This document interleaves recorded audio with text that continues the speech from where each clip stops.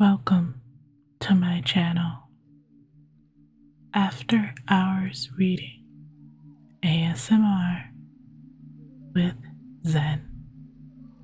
Hi, I'm Zen, and tonight I will be helping you fall asleep by reading you a bedtime story. Leave a comment to let me know what story you'd like to hear next. Please subscribe. Now let's begin.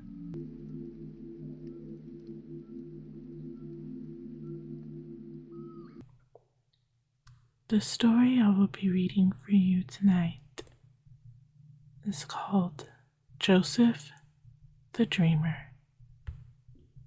written by Amy Steedman, brought to you by the Project Gutenberg. This is the story of Joseph, the boy who had the strangest and most exciting adventures of any boy who ever lived. Joseph was but a little lad when his mother died. His father, Jacob, had loved that mother more than anyone else in the world, so that when she died, leaving Joseph and a baby brother, Benjamin, all the love in the father's heart turned to his two little sons. The elder brothers were strong, grown-up men, quite able to look after themselves, and no longer needing their father's care. So perhaps it was no wonder that Jacob made a special favorite of the little lad Joseph and loved him best. At first, the older brothers took no notice of their father's way with the younger boy, but as Joseph grew older, they began to feel uneasy and envious. Why should this child be marked out for special favor? Their father took no pains to hide the fact that the boy was the apple of his eye. Even his clothes showed this. While the brothers wore the ordinary shepherd clothing, Joseph had a beautiful coat of many colors. His father had made it for him of different pieces of colored cloth joined together, and it was so gay and beautiful that everyone who saw him wearing it said, "This must be the son of a great chief." But if the gay coat made them angry, they were more angry still when Joseph began to dream strange dreams, which he always told to them. As they sat around in the fields watching the sheep, the boy would come running to them, full of excitement, as he begged them to listen to a wonderful dream he had had. "Hear, I pray thee, this dream that I have dreamed," he cried, sitting down amongst them. "We were binding sheaves in a field, and lo, my sheaf arose and also stood upright, and behold, your sheaves stood round about and bowed to my sheaf." Another time, his dream was about the stars. The sun and the moon and 11 stars, he said, had all bowed down before him. This was really more than his brothers could bear.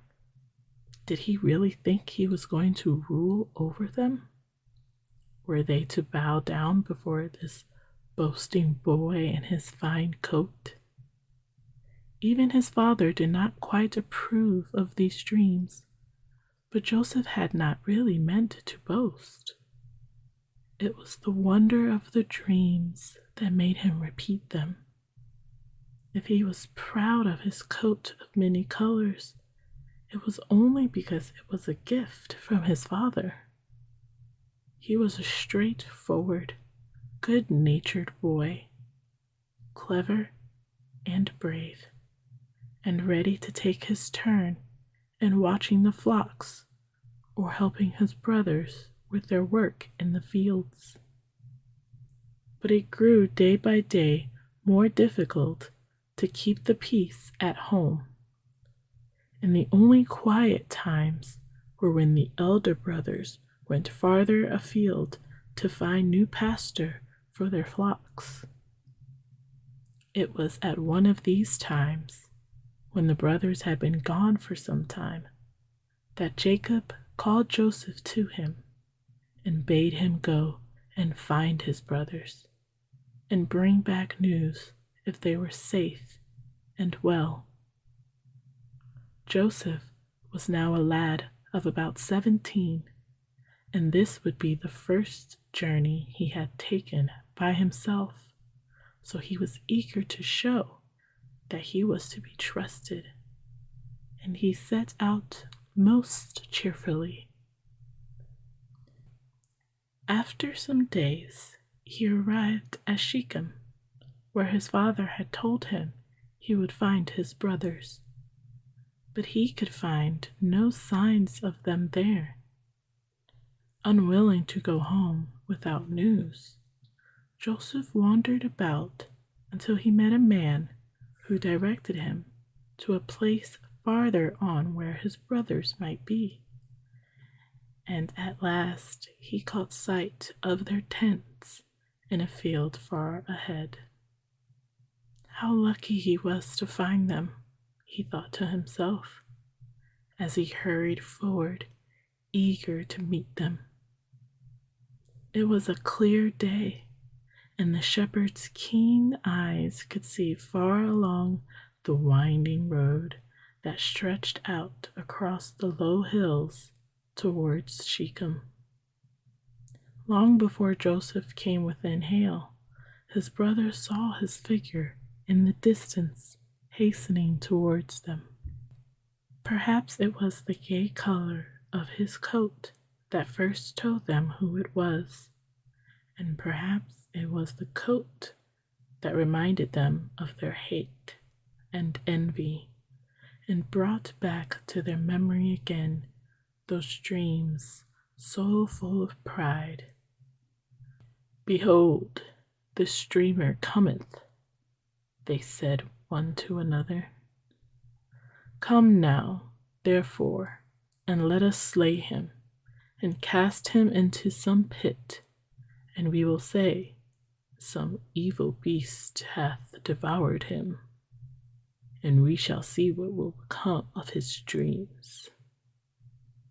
With dark looks of hate, they watched the gay figure coming so joyfully towards them, and only one heart felt any pity for the boy.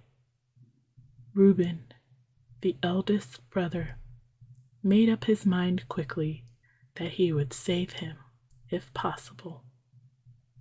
Only he must set to work cunningly, for those other 9 brothers were very determined men.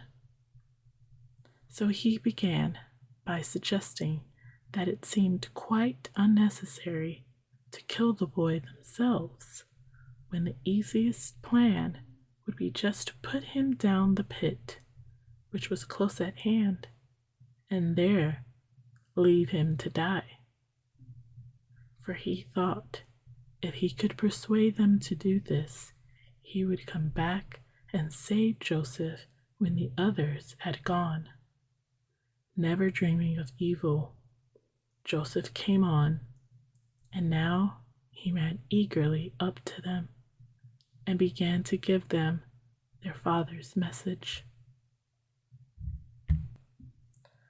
But the rough hands held out to him were not held out in welcome. The brothers seized the boy and savagely tore off his beautiful coat, as if the very sight of it hurt their eyes. And then They hurried him towards the pit which Reuben had pointed out. Then Joseph knew that they meant to kill him. He knew that if they threw him into one of those deep, narrow pits, there was no chance of climbing up its steep sides, even if he were not immediately drowned in the water, which often gathered at the bottom. He was never to see his father and little brother again, never to spend any more happy days in the fields under the blue sky. It was useless to cry out and beg for pity. Reuben, the eldest brother, who might have helped him, was not there, and the others, he knew, were merciless. The pit was reached, and in spite of his cries, strong hands pushed him forward and over the edge. Down, down he fell into the blackness, until with a terrible thud, he reached the bottom.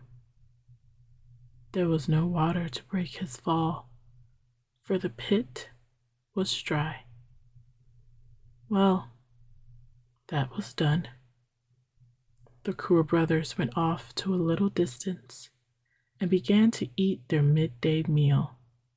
But scarcely had they begun when they caught sight of a company of travelers passing along the road close by. There was a long train of camels laden with spices, evidently on their way down to Egypt. Here was a splendid opportunity of making some money out of their evil plan. Instead of leaving Joseph to starve in the pit, they would fetch him out and sell him to these merchants. Most likely, they would get a good price for such a strong young slave. Perhaps when Joseph heard their voices at the pit's mouth, and when they drew him up and lifted him out into the sunshine again, he thought for a moment that they meant to be kind to him after all. But that thought soon vanished. The Midianite merchants were waiting. The bargain was struck, and very soon a rope was bound round his hands, and he was tied to the saddle of the man who had bought him. He knew now they had only taken him out of the pit to sell him as a slave. Meanwhile, Reuben had been keeping out of sight, waiting to return and rescue his young brother as soon as it was safe to do so. Very cautiously, at last, he stole back. But alas, when he reached the pit, he found that it was empty. In his distress, he forgot his caution and cared no longer if his brothers guessed what he had meant to do. "The child is not, and whither shall I go?" he cried to them in bitter sorrow when he met them. With angry, sullen looks, they told him that Joseph was now far away on his road to Egypt. Reuben must keep their secret. There was but one thing to be done. Joseph's coat lay there, just as they had torn it off his back. They would dip the coat in goat's blood and carry it to their father. The poor gay-colored little coat, all blood-stained and torn, was brought and held up before Jacob's eyes. "This we have found," said the brothers. "Know now whether it be thy son's coat or no." Did he not indeed know that coat of many colors? Had he not matched and joined together each of the pieces? Had not his heart been filled with pride and love as he watched the boy wearing it with such a gallant air? "It is my son's coat," he cried, with a bitter cry of grief, "and the evil beast hath devoured him. Joseph is without doubt in pieces." It might perhaps have seemed better just then for Joseph if he had been dead instead of being carried away into slavery. It was a terrible fate, and he might well have become sullen and hopeless in the strange land of Egypt, to which the merchantman took him. But instead of being sorry for himself and thinking only of the unkindness and wickedness of his cruel brothers, he made the best of everything and set himself to do his new hard work as well as possible.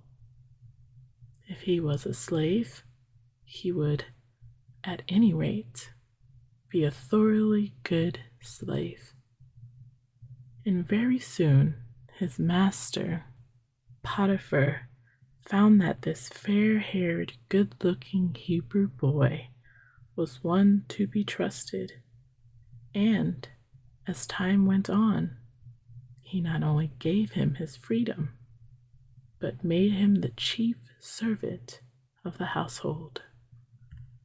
Then, just when happy days began to dawn for Joseph, misfortune once more overtook him. His master's wife accused him of doing wrong and declared he was thoroughly bad. And so all his well-deserved favors were taken from him, and he was put into prison. Even in prison, Joseph's quiet goodness and his wise ways made him a favorite.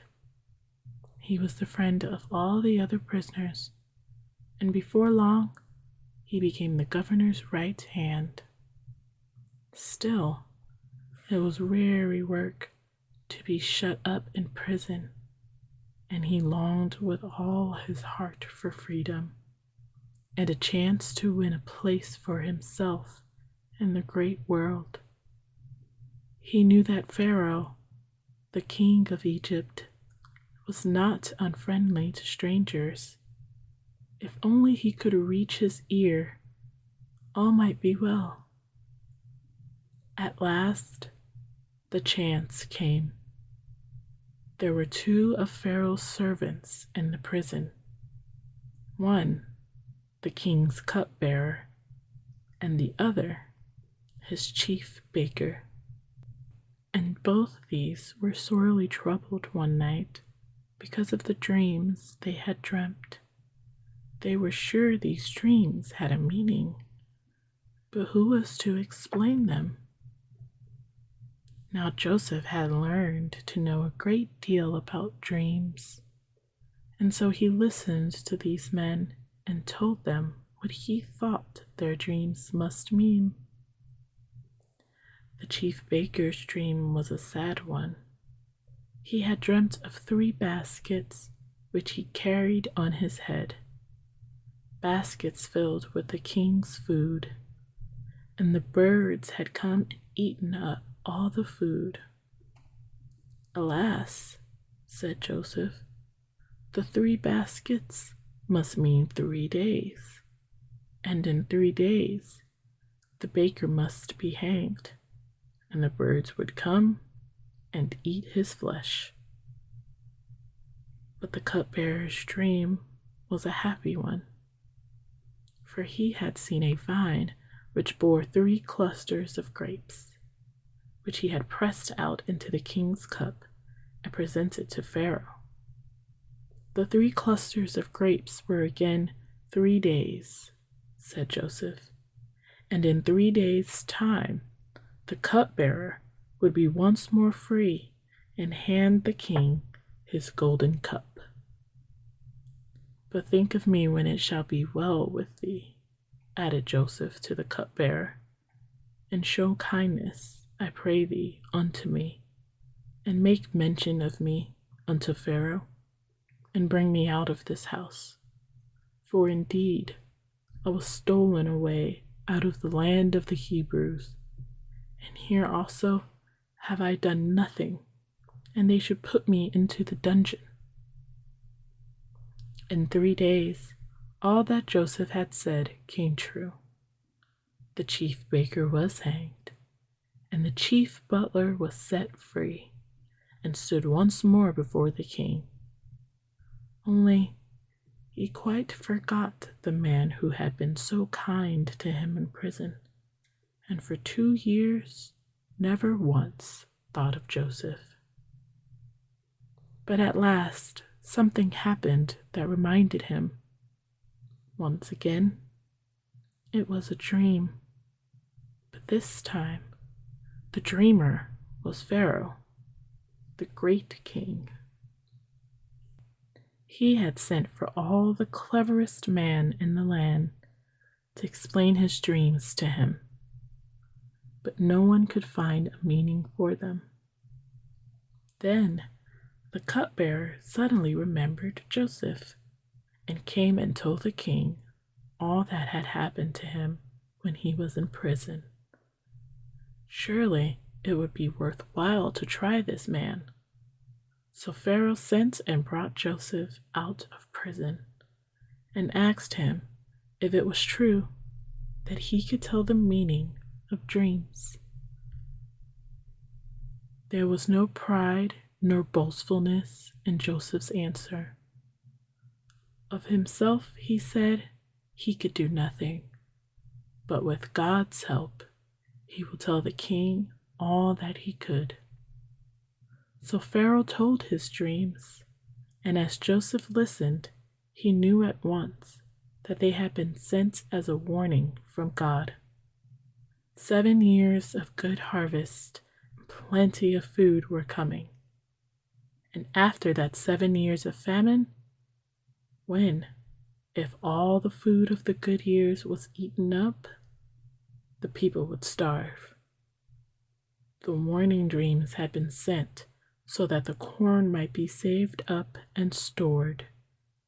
And it would be a good plan, said Joseph, to find the very wisest and best man in all the land who would undertake to do this.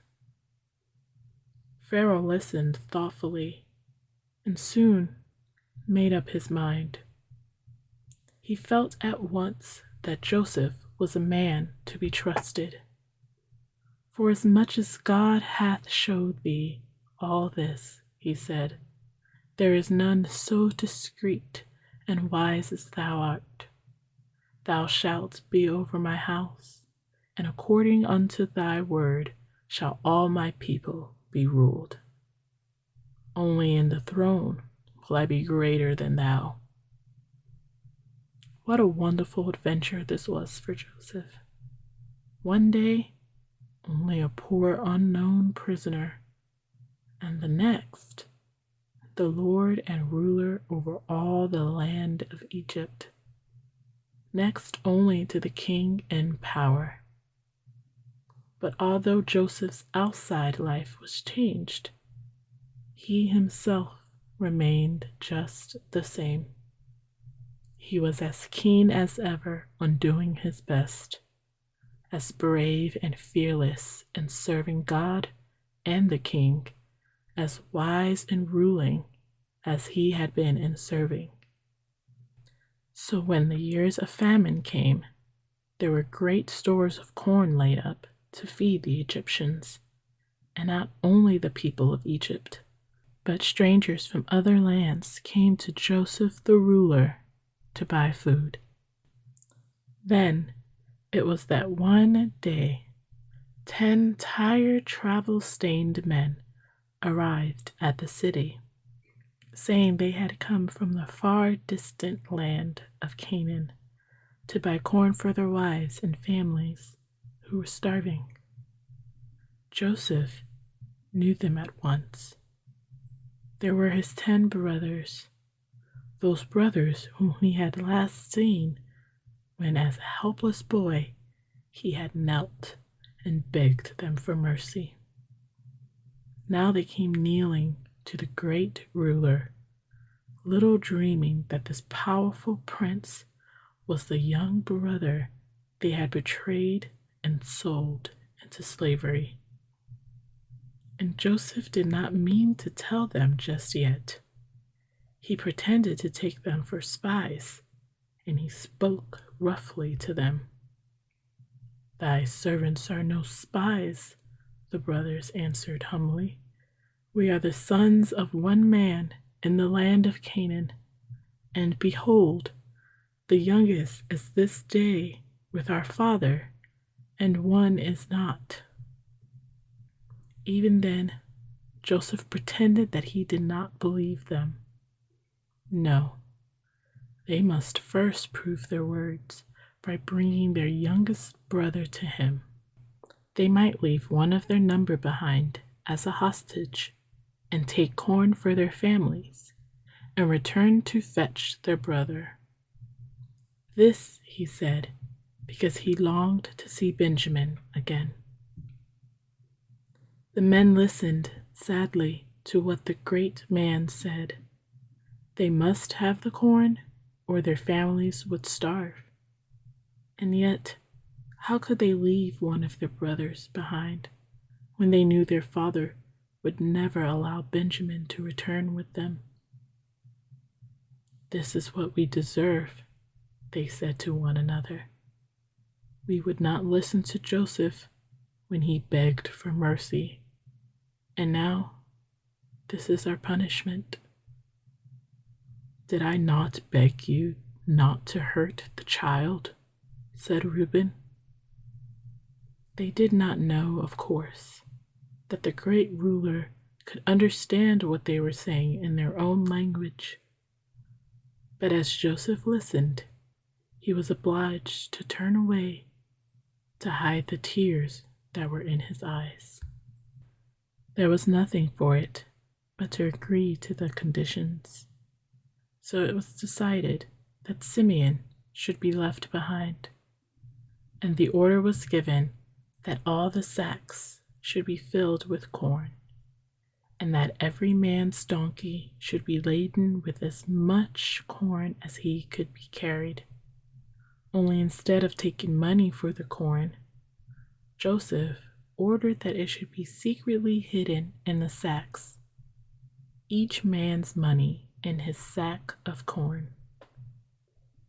So the men started off on their journey home, and traveling all day, came at night to an inn to rest.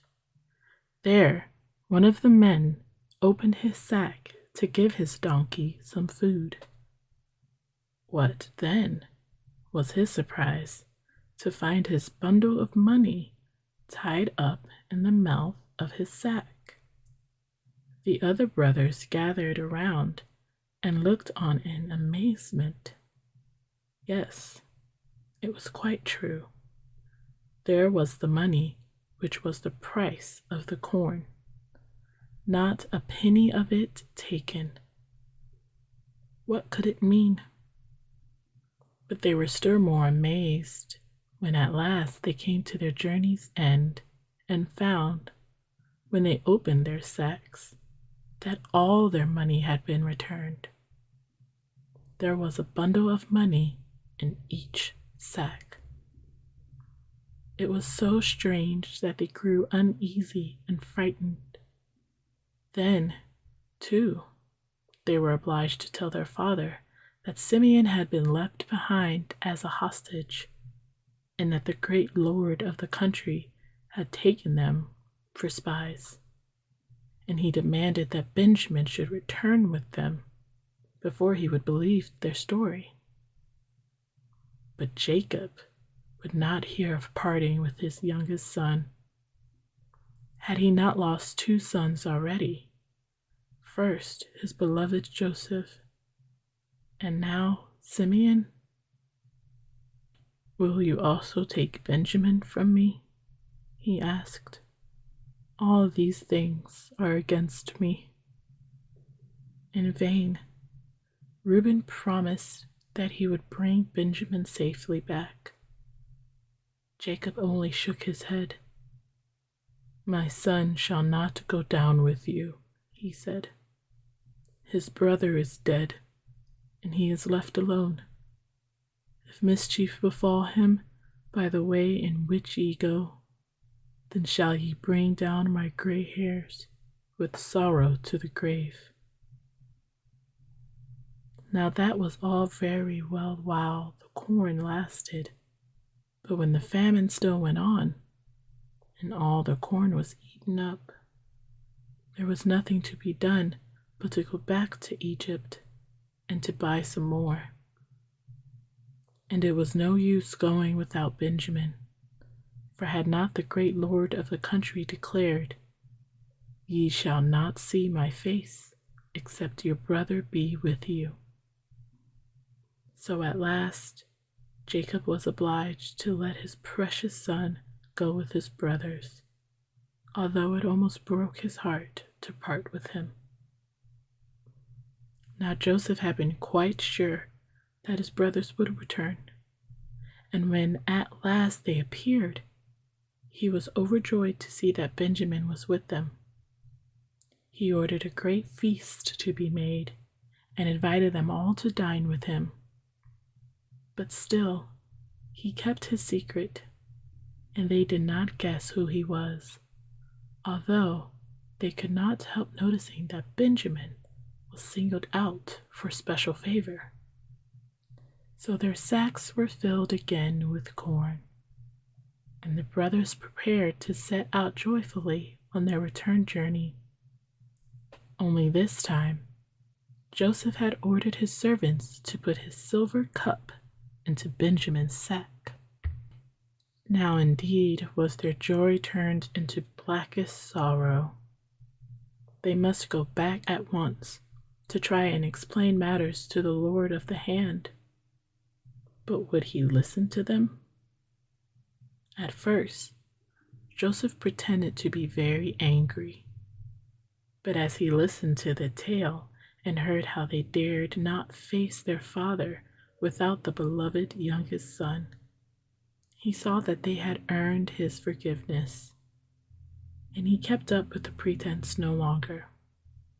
Sending all the servants away, he held out his hands to his brothers, his eyes blinded with tears.